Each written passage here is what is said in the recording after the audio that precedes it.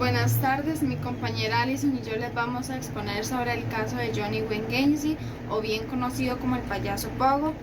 Todo empieza en 1942. Este vivía en Chicago con su familia, pero tenía una familia muy disfuncional, ya que tenía un papá alcohólico. Y bueno, este papá a menudo golpeaba a su madre y a sus hermanos, y a él le hacía abuso físico y emocionalmente. Le decía que era un bueno para nada, que era un niño tonto, que era un niño estúpido y resulta que bueno, este padre abusaba físicamente de su hijo. Y bueno, a la edad de 8 años, Gacy recibe un abuso también por parte de un amigo cercano a la familia. Entonces, esto es muy importante porque esto despierta en él como una cierta atracción. También empieza a desarrollar fantasías sexuales muy perturbadoras, que se puede creer que todo empieza a base de estos acosos. Tenía una relación cercana con la mamá, pero la mamá le exigía llegar a un punto de perfección al que Gacy nunca pudo llegar. Entonces él se sentía como decepcionado de sí mismo por no llegar al punto de perfección a la que la mamá le pedía. En su escuela él sufría acoso por parte de sus compañeros por su gran problema de sobrepeso, pero a su misma vez él tenía una cierta popularidad por su gran habilidad en organización de eventos y entre otras cosas. Bueno, a la edad de sus 20 años, viaja y se muda a Las Vegas, donde conoce a una muchacha, y realmente él no se enamora de ella. Por alguna extraña razón, ellos se casaron, pero él no estaba enamorado de ella. Tuvieron 2 hijos a los cuales él sí quería, pero en 1967 Gacy fue condenado a 10 años de prisión por abusar a Donald. Donald fue un hijo de un compañero de Gacy de trabajo. Entonces Gacy llegó, abusó a este muchacho que tenía aproximadamente unos 15 años, y bueno, lo condenan a 10 años de prisión. Resulta que él en la cárcel, bueno, él decía que tenía mucho miedo de entrar porque nunca había estado en una cárcel, porque pensaba que lo iban a matar. Entonces tenía miedo, pero él dijo: no importa, yo voy fuerte, él iba con un pensamiento de superioridad. Entonces, una vez estando en la cárcel, él se mete en el campo de la cocina, y ahí desarrolla mucho más esa superioridad que él tenía, ya que él decía que la comida era fundamental. Entonces él decía: el que no me hace caso, no le doy comida. Entonces todos tenían que hacer lo que él quería. Ya en la cárcel podemos relacionar este caso también con el cristianismo, porque él se mete al coro de la iglesia. Entonces él decía que él quería ser bueno, y empieza a hacer estas cosas. Por esa razón y por el buen comportamiento, le dan su libertad tras cumplir 18 meses de sentencia. Tras haberle dado su condena, su esposa llega y le pide el divorcio, porque ella tenía un papá como muy estricto. Entonces ella le dice que si él no le da el divorcio, el papá le va a quitar a los hijos. Entonces él no quiere eso, porque él sí ama a sus hijos. Entonces llega y le da el divorcio, se lo firma, todo bueno. Él sale de la cárcel y vuelve a Chicago.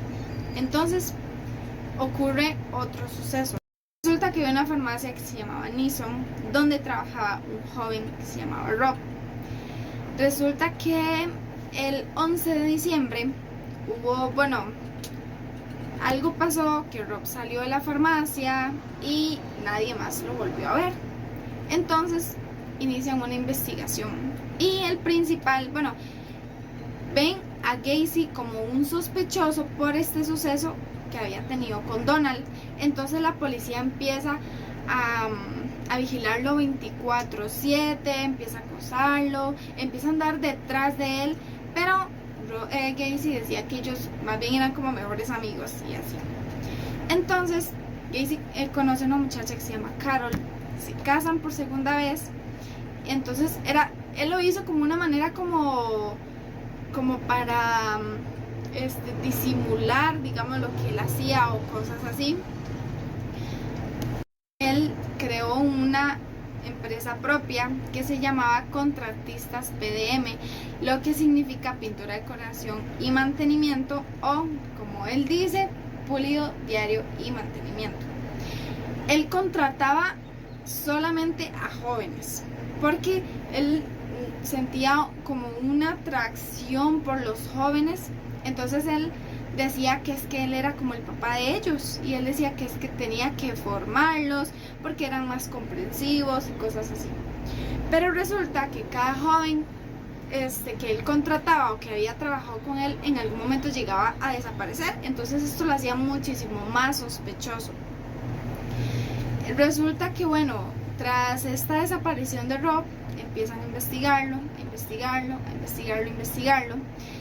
Cuando él tenía a los policías encima, él llega y los invita a pasar a la casa para que vean que todo está bien.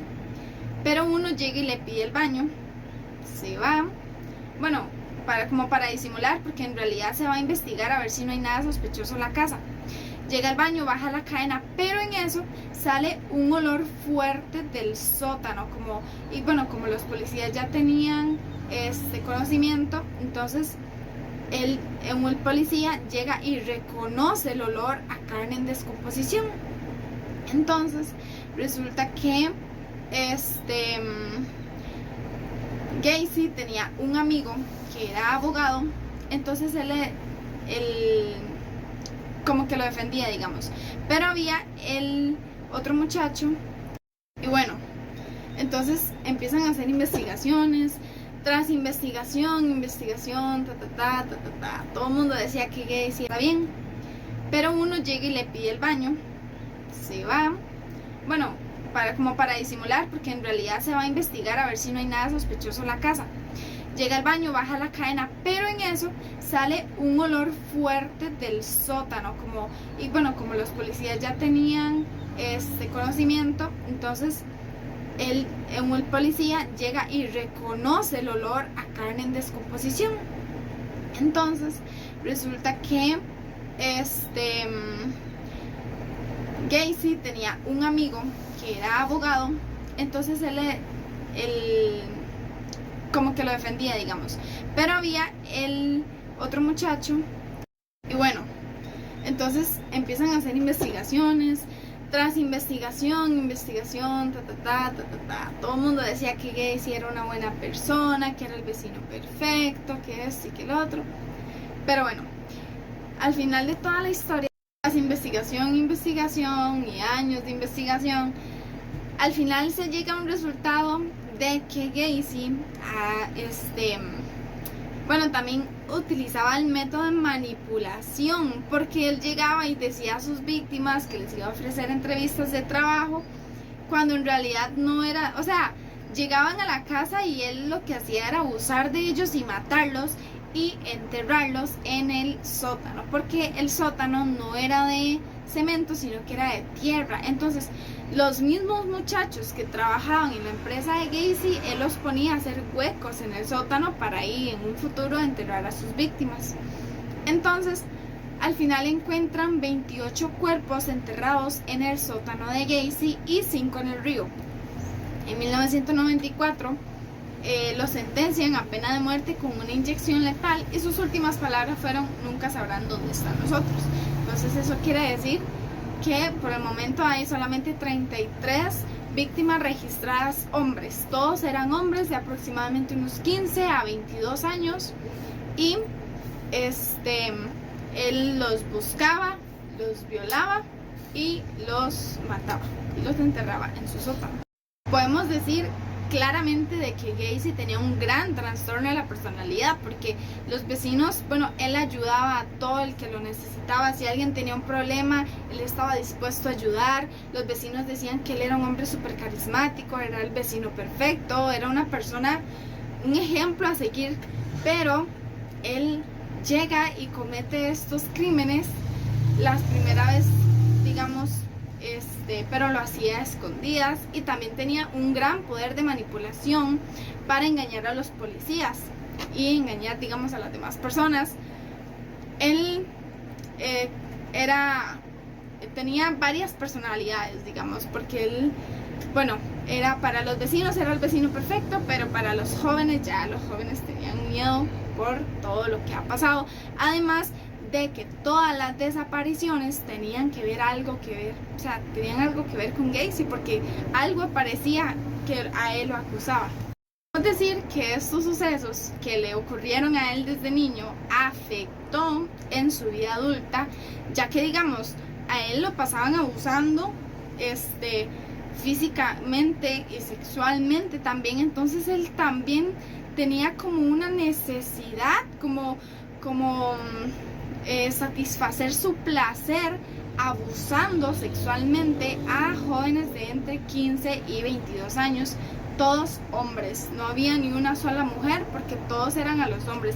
Él decía, ahorita vamos a mencionar algunos conceptos que se pueden relacionar con partes que salían en el documental. Por ejemplo, acá dice, pero que no era gay ni nada parecido. Cuando Gacy se casa por segunda vez, él le dice a su esposa que él no es gay, o sea, que a él le dan asco los gays, pero de cierta manera sus víctimas eran hombres, entonces él sí tenía atracción por los hombres, sí se podía decir que era gay, entonces ahí tenía un trastorno de personalidad, porque a su esposa, Carol, le decía que él no era gay, que para nada, que a él le daba asco, pero sus víctimas eran hombres y él violaba a los hombres, entonces claramente se podría decir que era gay. Ahora, otro ejemplo, esta acá, que la necesitaba, que quería que me ayudara. Él le comentaba a Carol sobre sus crímenes anteriores, pero de una forma tratando de pedir ayuda, no como para llegar y comentarle, no, sino como para pedir ayuda. Él sabía que lo que estaba haciendo era mal, él quería que lo ayudaran. Entonces ahí podemos hablar sobre el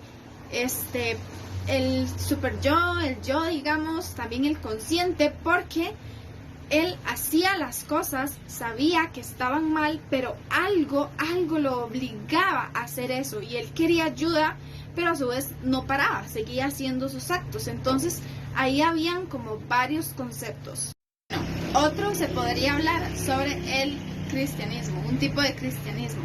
Ahí vemos cuando John fue metido a la cárcel, él dice, me organicé, pensé en las cosas, y vemos que él está como metido en un coro de la iglesia, entonces de alguna manera se relaciona al cristianismo porque estaba metido en un grupo religioso cuando entró a la cárcel. Una parte de él quería hacer las cosas bien, pero como ya lo he mencionado anteriormente, había otra parte que lo obligaba o que hacía que él sintiera la necesidad de cometer estas atrocidades. Entonces también este caso podría tener un poco de cristianismo por el hecho de que él, cuando se metió a la cárcel, se metió a un grupo religioso, a un coro de la iglesia, y él dijo, yo me reorganicé y que de alguna manera quería hacer las cosas bien. Hola, bueno, yo voy a utilizar 3 ejemplos del documental. Voy a utilizar como ejemplo como referencia el yo, el ello y el super yo. Lo voy a leer porque intenté decirlo, pero me pongo nerviosa viendo nada más la cámara, entonces mejor lo apunté en el teléfono y para leer con las palabras mías. En el hecho yo puse los instintos primitivos que él tenía. Bueno, creo que en una de las escenas es cuando él está pues cometiendo uno de sus crímenes. Esta escena representa el ello, la parte de la personalidad que opera de acuerdo con el principio del placer, buscando satisfacer los deseos más básicos y primitivos, sin importar las consecuencias morales o legales. Casi en estos momentos está completamente entregado a sus impulsos más oscuros y violentos. Se muestra cómo actúa sin ningún tipo de control, guiado únicamente por sus instintos más básicos y egoístas. No hay empatía, remordimiento, consideración por sus víctimas. Solo existe la satisfacción momentánea de sus propios deseos, sin importar el daño que pueda causar a los demás. Esta escena muestra la faceta más aterradora y despiadada de Gacy, revelando su lado más primitivo y siniestro. En el yo, pues la identidad social, que en una escena se muestra a Gacy en su vida cotidiana como un hombre de negocios, exitoso y respetado en su comunidad, Aquí Gassi está actuando de acuerdo con las normas sociales y manteniendo una imagen cuidadosamente construida de sí mismo. Esta representación del yo refleja su identidad social y su capacidad para adaptarse a las expectativas externas. Gassi se muestra como un individuo carismático y confiado, capaz de interactuar con los demás de manera efectiva y persuasiva. A través de su comportamiento en esta escena podemos ver su ego en plena acción, así como su sentido de identidad y autoestima. Es importante destacar que esta representación del yo no revela la verdad completa sobre Gassi, ya que está cuidadosamente diseñada para ocultar sus verdaderas intenciones y acciones. En el super yo, pues yo puse la conciencia moral. En una escena donde Gassi interactúa con su familia o amigos, se muestra su lado compasivo, moral y responsable. Aquí Gassi exhibe sus valores y principios internalizados, así como su preocupación por el bienestar de los demás. A través de sus acciones y palabras podemos ver su deseo de ser visto como una persona digna y de respeto y admiración. En esta representación del super yo, Gassi muestra empatía, consideración y responsabilidad hacia los demás, lo que contrasta fuertemente con su comportamiento en las escenas que representan el ello.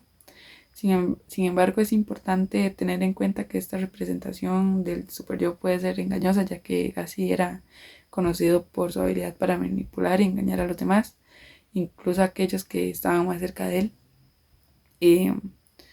Bueno, estas diferentes representaciones de Gassi en el documental muestran los aspectos complejos de su personalidad: el lado oscuro y primitivo, el lado social y adaptivo y el lado moral y compasivo. Cada una de estas facetas contribuyen a la imagen completa de quién era realmente, revelando sus impulsos más oscuros, sus deseos de éxito y reconocimiento, y su capacidad para amar y cuidar a los demás. Gracias. Y bueno, eso fue un poco de lo que mi compañera Alison y yo investigamos para el trabajo. Esos fueron algunos conceptos que pudimos tomar. Fue difícil realmente porque vimos la película y la película no tenía mucho para sacar. Entonces, básicamente nos basamos más que todo en el documental, pero en el documental también no había como escenas que sacar, digamos, porque la mayoría eran explicaciones y eran fotos. Entonces, pero ese es nuestro trabajo y muchísimas gracias.